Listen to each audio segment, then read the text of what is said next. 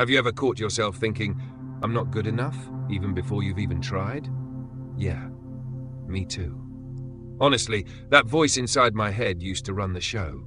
The one that whispers all the reasons I'm going to fail, why I shouldn't bother, or how I'll probably mess it up anyway. It's exhausting, right? That voice, the inner critic, it's like an uninvited roommate who never shuts up and always has something negative to say. And for the longest time, I thought that voice was me. But it's not. And you don't have to keep listening to it. In this video, I'm going to show you how to silence that inner critic voice. You'll learn simple tools that help me stop the mental self-sabotage and finally get some peace. By the end, you'll have real ways to quiet your inner critic and take back the mic in your own head. All right, let's get into it. First thing, notice the voice. You can't silence something you're not even aware of. A lot of times we just accept those thoughts as truth without question. Like, of course I'll fail, or I'm so lazy. We don't even realize we're being harsh. So step one, catch it. Start paying attention to the tone in your head. Is it supportive, or is it just straight up mean? When you hear that voice pop up, literally call it out. Say, there's the critic again. That small shift, just noticing, already starts to weaken its grip. Second, give the critic a name. Seriously. Mine's named Karen. No offense to any actual Karens out there. When that voice starts popping off, I'll go, okay, Karen, I hear you, but we're not doing that today. Giving your critic a name makes it feel separate from you, because it isn't you. It's just a scared part of your brain trying to keep you safe by avoiding risk. Problem is, that safety usually comes at the cost of your growth. So instead of letting it control your choices, try thanking it for its concern, then move forward anyway. Third, replace the script. If you just try to shut down the critic without replacing it with anything, it'll come back louder. You need a new voice in your head, one that has your back. This doesn't mean fake positivity like I'm perfect and amazing every second of the day. Nah, that feels like a lie and your brain will reject it. Try something real and neutral.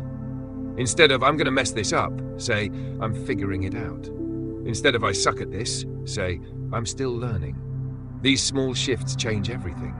You start building trust with yourself. Fourth, stop feeding the critic. This one's sneaky. We often fuel the inner critic without realizing it. Spending hours on social media comparing yourself, replaying that awkward moment from 3 years ago, setting impossible goals, then beating yourself up when you don't meet them. All of that gives the critic more ammo. So set some boundaries. Limit the comparison, give yourself realistic goals, and please, give yourself some freaking grace. Fifth, say it out loud. You know what helps me the most sometimes? Saying that inner voice out loud. Like literally speaking it. I'm afraid they'll judge me. I feel like I'm not smart enough. When you hear those words outside of your head, they sound different. Sometimes you'll realize how cruel or ridiculous they are, and you can challenge them better when they're not swirling around silently. Even better, talk to someone you trust. Saying it to a friend or therapist breaks the shame. You'll probably find out they've got a Karen in their head too. Sixth, focus on what you would say to a friend. We're always the harshest to ourselves, right? Like if your best friend came to you feeling like a failure, would you say, yeah, you kinda suck? Of course not. You'd probably say, hey, this is hard, but you're doing your best. And that's enough. So try that with yourself. When your inner critic starts in, pause and ask, what would I say if someone I love was thinking this about themselves? Now say that. To you. Seventh, don't wait for the critic to disappear. Here's the truth. That voice might always be around in some form, but that doesn't mean you have to obey it. Confidence doesn't mean the critic is silent. It means you act anyway. The more you move in the direction you care about, even with the critic whispering in the background, the quieter it becomes. It loses power when you stop giving it the final say. So yeah, that inner critic voice, it might still show up now and then.